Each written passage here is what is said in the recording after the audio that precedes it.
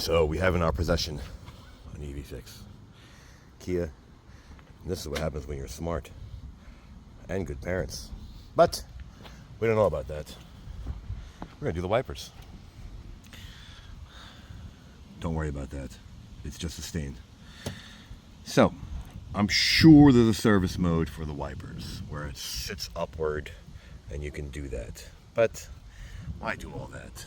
To get something like this, there's a tab right there. You want to push it in. I already pushed it in. I'm going to show you what it is. You see? Now don't let this smash the windshield. You didn't have to move anything. Yeah. See that little tab right there?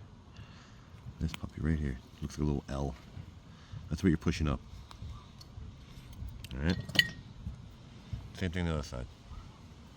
Now, let's put this puppy back. Yes, we can probably do it with one hand. Get the stupid screwdriver out of my way. See? Line it up. Push it down. Probably easier with both hands. Nope, it worked. Done. See that? Here's your new wiper. Same thing on the other side. Let's measure these puppies and make sure they're the right ones. We have 26, right? 25, 26, 25. And then let's go see what the other side is. We are at 16. All right, yeah.